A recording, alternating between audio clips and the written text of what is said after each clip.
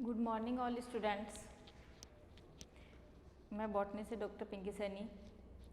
Last recording में अपन ने बात की थी प्लांट पैथोलॉजी, माइक्रोबायोलॉजी और माइकोलॉजी के बारे में, जिसमें से कुछ टॉपिक्स के बारे में अपन ने डिस्कस कर लिया था, जिसमें से फंगस का जब या बैक्टीरिया का या किसी वायरस का जब संक्रमण होता है तो उसके संक्रमण के लिए किस प्रकार के पैथोजन की आवश्यकता होती है। तो किसी भी संक्रमण के खोज होने के लिए दो प्रकार के पैथोजन की आवश्यकता होती है। एक होते हैं पैरासाइटिक पैथोजन और एक होते हैं नॉन पैरासाइटिक पैथोजन, जिनमें से नॉन पैरासाइट्स मतलब बिना किसी पैरासाइट्स के यानी कि एबायोटिक फैक्टर के या फिर इन एनिमेट पैथोजन के कारण जब संक्रमण होता है तो उसको कहते हैं नॉन इन्फेक्शियस डिजीज। इनके बारे में अपन ने डिटेल से देख लिया था। नेक्स्ट टॉपिक अपना आता है पैरासाइटिक डिजीज। तो पहले मैं इसके लिए पेपर का नाम लिख देती हूँ और अपनी क्लास लिख देती हूँ। माइक्रोबायोलॉजी,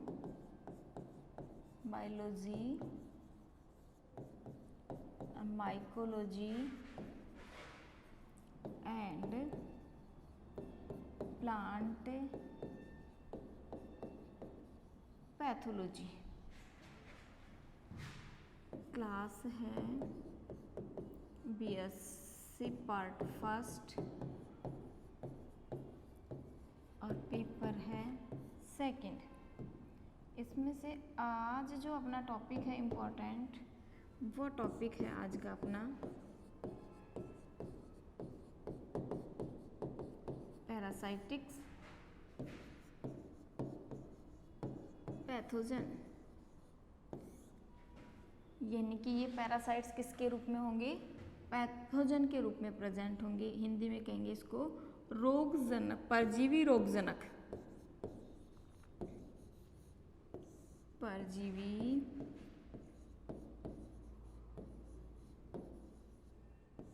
रोगजनक क्या होते हैं? जो दूसरे पे डिपेंड होते हैं, जीवित जीवों पे अपना संक्रमण करते हैं, मरे हुए जीवों पे कभी भी अपना संक्रमण नहीं करते। कौन से होते हैं? परजीवी रोगजनक, दूसरे जीवित जीवों के ऊपर संक्रमण करते हैं। अब वो जीवित जीव कौन कौन से होंगे उनकी अपन बात करें तो जो परजीवी के रूप में ये रह रहे हैं, जिन जीवित जीवों के ऊपर ये रहेंगे उनमें से जैसे पादप, जैसे जंतु, जैसे मानव। पादप है, जंतु है, मानव है, यानी कि ये ऐसे जीव होते हैं जब ये जीवित अवस्था में होते हैं तो इनके ऊपर कौन संक्रमण करता है? पैथोजन संक्रमण करता है। किसके रूप में? एक परजीवी के रूप में रहता है, फिर संक्रमण करता है। अब अपन इनके उदाहरण देखते हैं। जैसे पादप की बात करें तो पादप के ऊपर बहुत सारे पैरासाइट्स के रूप में पाए जाते हैं, जैसे फंजाई। फंजाई जीवित पादप को संक्रमित करके रोग से और उसको नष्ट कर सकती है, लेकिन करेगी किस अवस्था में? जीवित अवस्था में। इसका उदाहरण है फंजाई है, बैक्टीरिया है और वायरस हैं, वायरोइड्स हैं। ये सारे क्या होते हैं? पादप पे संक्रमण करते हैं। उसी प्रकार से कुछ एनिमल्स के ऊपर भी संक्रमण करने वाले सूक्ष्म जीव होते हैं। जैसे मैं बात करूं सूक्ष्म जीवों की, एनिमल्स पे संक्रमण करने वाले, जैसे नेमेटोड, जैसे निमेटोड है, गालवर्म है,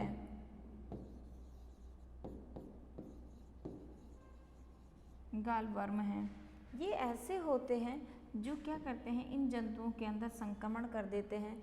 उसी प्रकार से मानव के अंदर जैसे बैक्टीरिया है, फंजाई हैं, वायरस हैं, निमेटोड्स हैं, गाल्स हैं या फिर स्लाइम मोल्ड हैं, ये सारे क्या करते हैं? मानव को संक्रमित कर देते हैं। तो इस तरीके से ये कौन से होते हैं? पैरासाइटिक पैथोजन होते हैं। अब इसमें कुछ पॉइंट्स हैं जो बहुत इम्पोर्टेंट हैं, जिनके बारे में हम देखेंगे। पहला पॉइंट, जब कोई पैरासाइट्स किसी होस्ट के ऊपर अपना संक्रमण करता है तो उसने कितने एरिया पे संक्रमण किया, पहला पॉइंट। दूसरा पॉइंट, जब उसने संक्रमण किया तो जिस प्लांट के ऊपर, जिस एनिमल के ऊपर या जिस ह्यूमन बींग्स के ऊपर उसने संक्रमण किया, उसका साइड इफ़ेक्ट धीरे धीरे हुआ या फिर बहुत फास्टली हुआ, ये भी एक पैथोजन पे डिपेंड करता है कि उसने जहाँ संक्रमण के लिए पहली बार अटैक किया था केवल वह संक्रमण उतनी ही जगह पे है या फिर वो बहुत तेज़ी से फैल गया। तो इनको हम जो है वो अलग अलग टाइप से इनके बेस के ऊपर इनको डिवाइड जो है वो करते हैं। पहला करते हैं इनको क्षेत्र के आधार पे और उनके समय विशेष के आधार पे। तो पहला जो पॉइंट्स है अपना वो लेते हैं इनके क्षेत्र और समय विशेष के आधार पर इनके होने वाले संक्रमण के प्रकार। तो अपनी जो नई हेडिंग है वो होगी क्षेत्र विशेष या समय विशेष। क्षेत्र विशेष या समय विशेष के आधार पर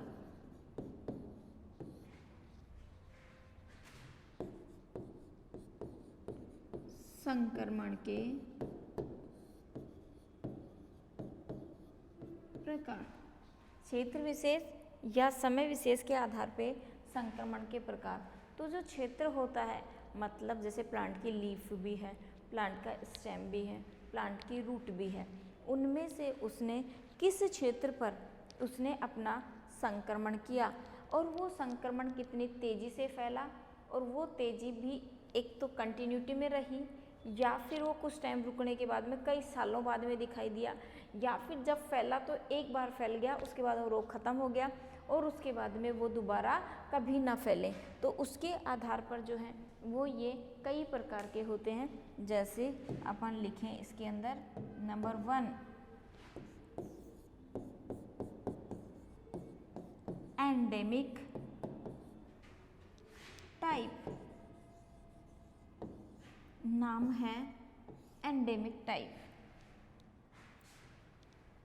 बहुत कम समय में शुरू हो और फिर क्या हो, तेजी से वो फैल जाए। एक बार फैलने के बाद में जैसे इस टाइम किसी के दाद खाज खुजली होता है, थोड़े से एरिया पे होता है, थोड़े दिनों बाद में बढ़ता बढ़ता बढ़ता बढ़ता बहुत तेज़ी से लास्ट स्टेज में तो फैलने लग जाता है। तो क्या कहा जाता है कि जब संक्रमण पहले इनिशियल स्टेज में तो क्या हो, कम हो और बाद में बहुत तेज़ी से अधिक दूर में फैल जाए। तो इसके लिए क्या कहेंगे हम कि संक्रमण क्षेत्र, संक्रमण क्षेत्र कम से संक्रमण क्षेत्र कम से अधिक की ओर हो।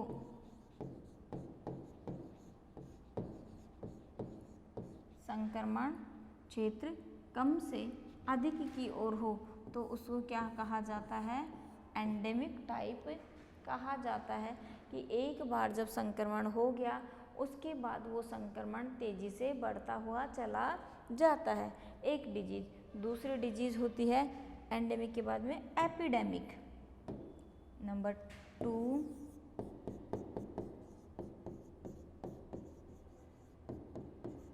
एपिडेमिक टाइप,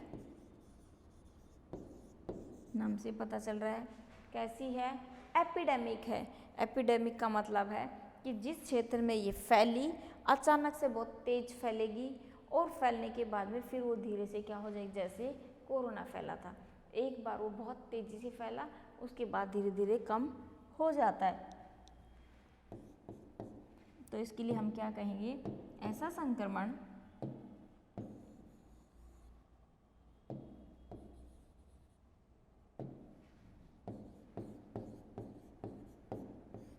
ऐसा संक्रमण जो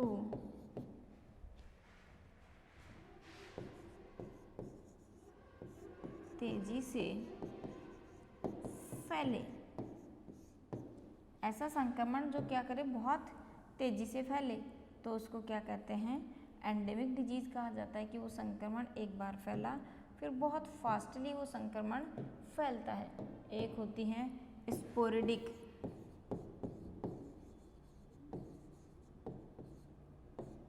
स्पोरेडिक टाइप। स्पोरेडिक का मतलब होता है फैलेगी तो स्पोर से, लेकिन फैल गई फिर ख़त्म हो गई, फिर बहुत दिनों तक नहीं फैले, एक लॉन्ग टाइम के बाद में वो संक्रमण फिर दोबारा फैले। ऐसा संक्रमण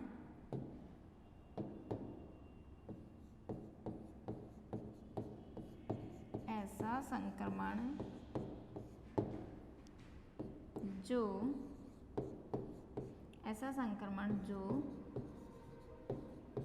लंबे समय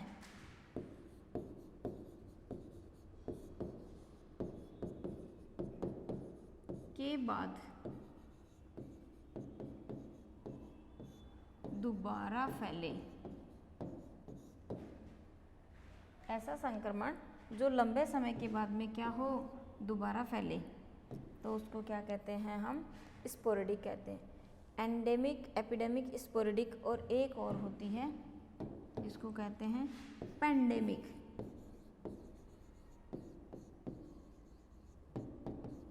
पेंडेमिक टाइप।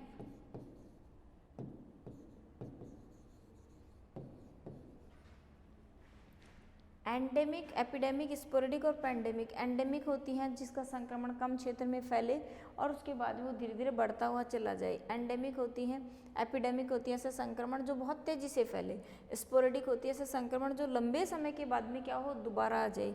और पेंडेमिक डिजीज़ क्या होती है, जो एक बार फैल गई फिर बहुत लंबे समय तक क्या दोबारा कभी ना आए। एक बार फैल गई, जैसे माता चेचक जैसे रोग ऐसे होते हैं जो एक बार आ गया बॉडी में, उसके बाद में उसी रोग के संक्रमण के कारण ही बॉडी में ऐसी इम्यूनिटी पावर डेवलप हो जाती है कि वो रोग लाइफ में दोबारा कभी नहीं आता। तो वो क्या होती हैं, पेंडेमिक डिजीज़ होती है। यानी ऐसे संक्रमण जो एक बार होने के बाद में दोबारा कभी नहीं होते, क्या होते हैं, पेंडेमिक। तो हम इसके लिए क्या लिखेंगे कि ऐसे संक्रमण जो एक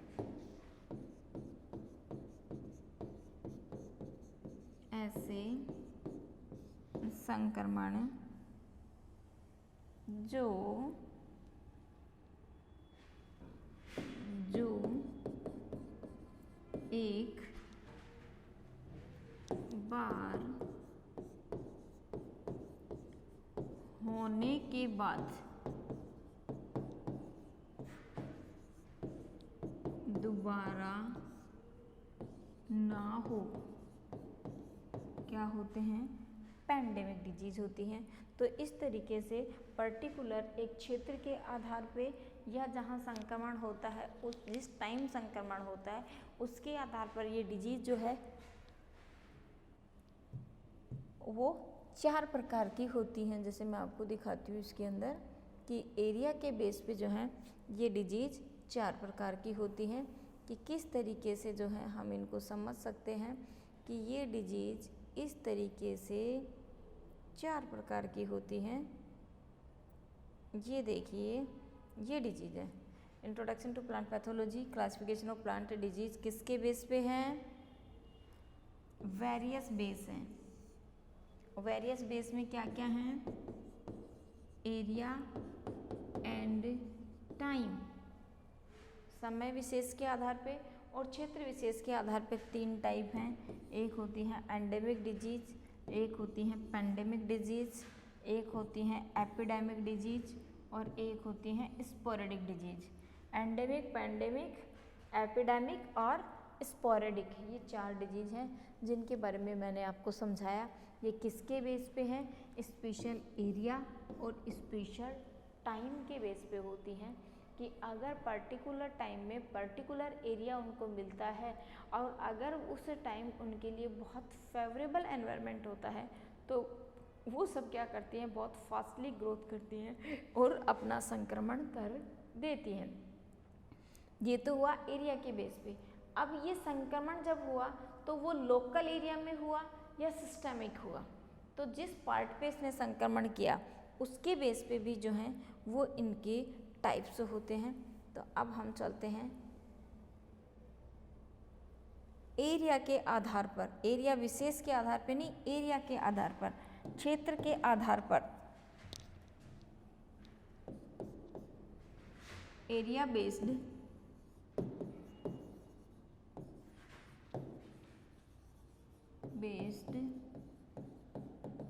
classification of parasitics pathogen।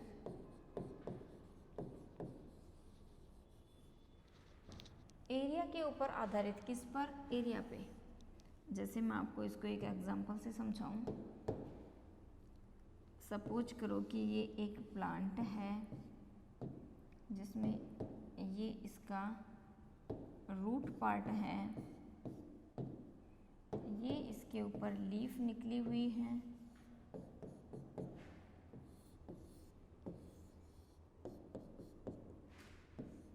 इस लीफ के ऊपर अगर किसी पैथोजन ने अटैक किया,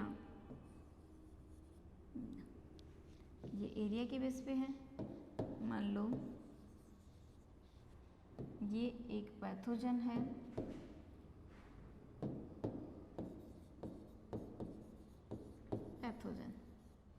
इस पैथोजन ने इस लीफ पे अटैक किया। जैसे इस लीफ के ऊपर अटैक किया, इसी लीफ की बात है, इस लीफ पे अटैक किया और इसी भाग पे केवल संक्रमण हो, इसी भाग पे संक्रमण हो, जितनी दूर में इसने संक्रमण किया उसी भाग पे संक्रमण अगर होता है तो वो क्या कहलाते हैं? Local symptoms.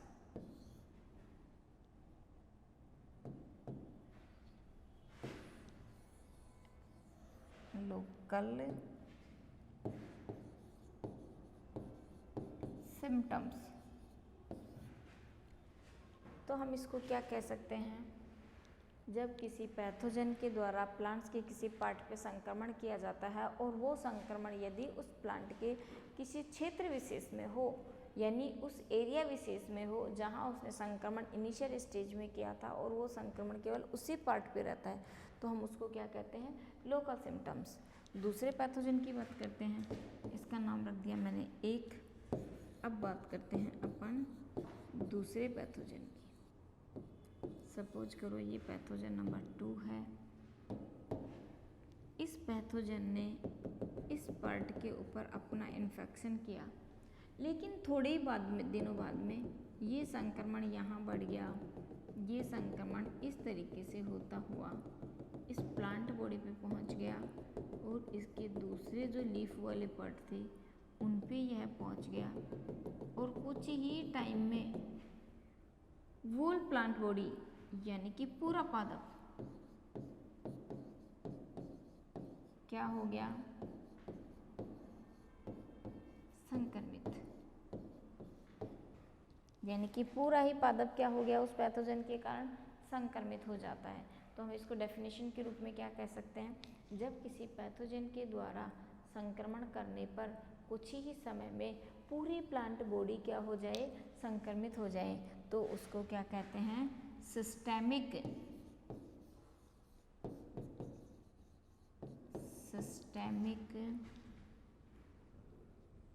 पैथोजन। और ये थे लोकल सिम्टम्स। ये है एक नंबर लोकल सिस्टम्स और ये है सिस्टेमेटिक पैथोजन। सिस्टेमेटिक पैथोजन स्थानीयकृत, वो थे लोकल स्थानीयकृत, और ये होते हैं क्षेत्र विशेष के आधार पे, विशेष क्षेत्र के आधार पे। तो इस तरीके से ये हुए पूरे किसके बेस पे? एरिया बेस्ड पर। जब किसी एरिया के आधार पर मतलब प्लांट के ऊपर जब संक्रमण हुआ तो उस संक्रमण के कारण उस प्लांट बॉडी का कितना पार्ट संक्रमित हुआ। यदि उनके संक्रमण के कारण जिस प्लांट पार्ट पे उसने संक्रमण किया था वो तो पूरा संक्रमित हो ही हो, उसी के साथ में पूरी प्लांट बॉडी अगर संक्रमित हो जाती है तो उसको कहते हैं सिस्टेमेटिक या सिस्टेमिक सिम्टम्स, सिस्टेमिक पैथोजेंस। लेकिन इसके स्थान पर यदि पर्टिकुलर जिस स्थान पे उस पैथोजन ने अटैक किया था पर्टिकुलर वही स्थान संक्रमित हो तो उसको क्या कहते हैं, लोकल सिम्टम्स। ये किसके बेस पे हैं, जब कोई पैथोजन किसी पैरासाइट्स के ऊपर, पैरासाइट्स के रूप में रहता है किसी होस्ट प्लांट के ऊपर, तो उसके संक्रमण का कितना इफेक्ट होता है, ये आता है पूरा इसके सिम्टम्स के बेस पे। और इसके अंदर जो है वो पूरा प्लांट बॉडी भी संक्रमित हो सकती है और आधी प्लांट बॉडी भी जो है वो संक्रमित हो सकती है। अब अपन बात करते हैं इसके आगे की बात कि जब ये पैथोजन अपना संक्रमण किया, इसी की बात कर लेते हैं अपन। जब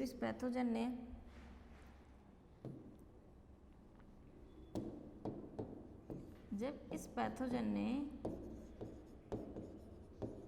क्या किया, अपना अटैक किया इस लीफ पे, तो ये इसके लिए क्या है, प्राइमरी इन्फेक्शन। क्यों, क्योंकि इसने फर्स्ट टाइम इस पूरी प्लांट बॉडी के ऊपर क्या किया है, अपना संक्रमण किया, इसलिए उसको क्या कहते हैं, प्राइमरी इन्फेक्शन। अब इसने अपना प्राइमरी इन्फेक्शन जब किया, उस टाइम ये पैथोजन कहाँ प्रेजेंट था, तो हम इसको कहते हैं इनके बॉर्न के बेस पे, जन्म के बेस पे, कि जब इस पैथोजन ने इस प्लांट बॉडी पे अटैक किया, उस टाइम ये पैथोजन सॉइल में था, ये पैथोजन एयर में था, या फिर ये पैथोजन वाटर में था, जल में था या नमी में था, मिट्टी में था या फिर हवा में था।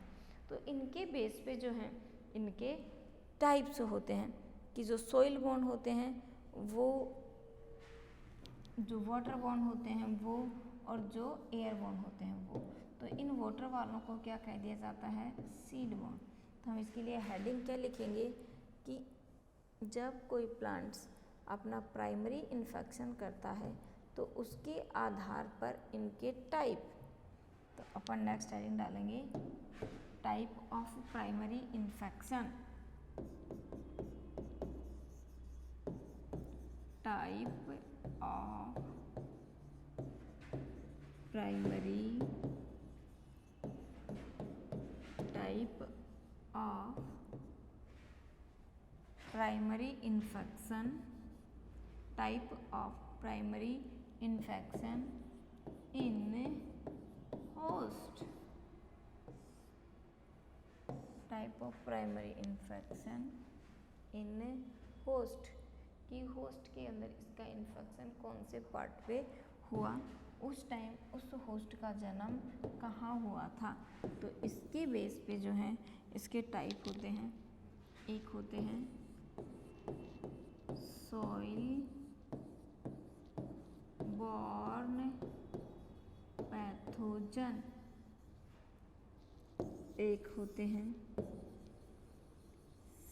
Seed born pathogen, soil born pathogen, seed born pathogen, और एक होते हैं air born pathogen, airborne pathogen. Soil born, seed born और एयरबॉर्न पैथोजन नाम से पता चल रहा है। सॉइल नाम से ही है, एक number soil born, seed born और एयरबॉर्न पैथोजन है। इसका जन्म किस में होगा, सॉइल में होगा। पैथोजन जो है उसका जन्म किस में होगा, सीड में होगा।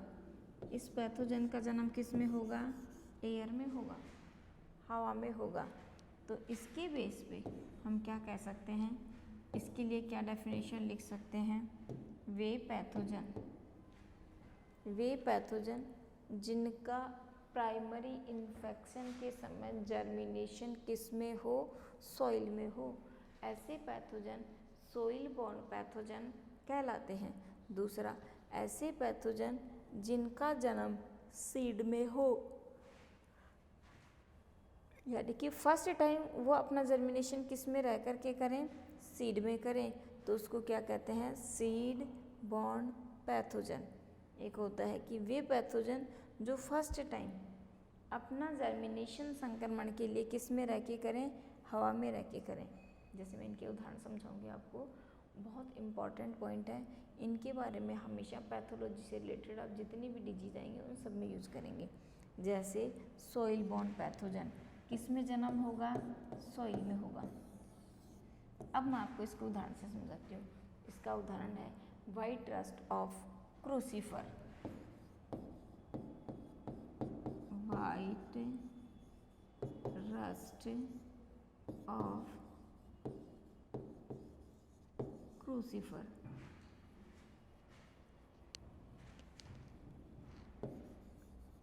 व्हाइट रस्ट ऑफ क्रूसीफर, सरसों का सफ़ेद रोली रोग। नाम सुना हुआ है सबका, सफ़ेद सरसों का सफ़ेद रोली रोग, मतलब सरसों के प्लांट में एक ऐसा रोग लगेगा जिसके कारण सरसों के प्लांट की लीफ सफ़ेद हो जाएंगी और उसके ऊपर रोली जैसा पाउडर होगा, इसलिए उसका नाम क्या रख देते हैं, सफ़ेद रोली रोग। किसका, क्रूसीफर का। क्रूसीफर एक ब्रासिकेसी फैमिली का सदस्य होता है जैसे सरसों। तो सरसों के अंदर जो है ये संक्रमण फैलता है, किसके कारण, सोइल के कारण। जैसे इस वर्ष हमने खेत के अंदर फसल उगाई सरसों की, अगर किसी एक प्लांट के ऊपर ऐसी फंजाई प्रेजेंट है जिसके कारण उनके अंदर क्या उत्पन्न हो जाता है, सफ़ेद रोग। अगले वर्ष अगर हम इसी खेत के अंदर वापस सरसों उगाते हैं तो कम से कम 5% प्लांट ऐसे होंगे जो किसके कारण संक्रमित होंगे, व्हाइट रस्ट के कारण संक्रमित होंगे। क्यों, क्योंकि इस साल जब फसल के अंदर एक ओनली सिंगल प्लांट प्रेजेंट था संक्रमण के कारण, तो जैसे वो प्लांट मैच्योर हुआ तो उसकी जो पुरानी लीफ थी उनके ऊपर जो स्पोर प्रेजेंट थे, जो पैथोजन प्रेजेंट थे, वो पैथोजन अब कहाँ गिर गए, सोइल के अंदर गिर गए। अगले वर्ष जैसे ही खेत के अंदर वापस सरसों की फसल ब्रासिका क्रूसीफेरी या ब्रासिकेसी फैमिली के सदस्यों को उगाया जाता है, तो वो अपना प्राइमरी इन्फेक्शन करने के लिए क्या कर जाएंगे, अपना जर्मिनेशन कर जाएंगे। और उनके जर्मिनेशन करने के पश्चात क्या होंगे, उनका संक्रमण फैलेगा। तो उन्होंने पहली बार अपना जर्मिनेशन किस में किया, सोइल में किया, इसलिए इसका नाम क्या होता है, सोइल बॉर्न पैथोजन।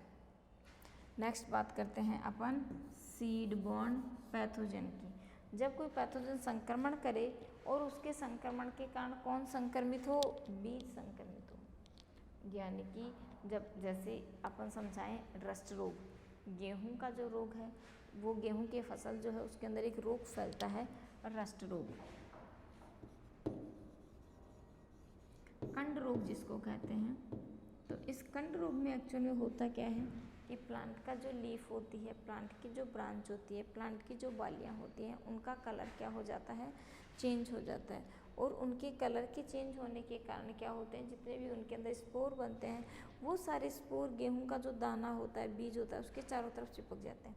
अगले वर्ष या फिर उसी वर्ष जैसे ही उस प्लांट को नमी मिलती है तो उसकी नमी के कारण वो सीड क्या करता है, जर्मिनेशन करता है। और उस सीड के जर्मिनेशन करने के साथ साथ ही क्या करता है, प्लांट भी क्या कर लेता है, अपना जो पैथोजन है वो भी क्या कर लेता है, अपना संक्रमण करने के लिए अपना जन्म ले लेता है, अपना जर्मिनेशन कर लेता है। तो उसको क्या कहते हैं हम, सीड बॉर्न पैथोजन। एक होता है एयर बॉर्न पैथोजन, किसके जन्मेगा, हवा में जन्मेगा। अब हवा में उसका इन्फेक्शन क्यों हुआ, क्योंकि हवा में भी क्या होती है, नमी भी होती है। इसके साथ साथ हवा के अंदर और क्या प्रेजेंट होते हैं, स्पोर भी प्रेजेंट होते हैं। तो स्पोरेडिक टाइप का, जैसे अभी हमने देखा था एंडेमिक, पेंडेमिक और एपिडेमिक और स्पोरेडिक। तो स्पोरेडिक टाइप का जो इन्फेक्शन होता है वो किसके द्वारा होता है, एयरबोर्न पैथोजन के द्वारा होता है, क्योंकि इनके जो स्पोर होते हैं वो एनवायरनमेंट के अंदर हवा में उड़ते रहते हैं और जैसे ही उनको एनवायरनमेंट में नमी मिलती है तो वो उस नमी को पा करके क्या कर जाते हैं, अपना जर्मिनेशन कर जाते हैं और तुरंत क्या कर देते हैं, उस प्लांट बॉडी को संक्रमित कर देते हैं। तो हम क्या कह सकते हैं कि प्राइमरी इन्फेक्शन के आधार पर जो है वो इनके टाइप्स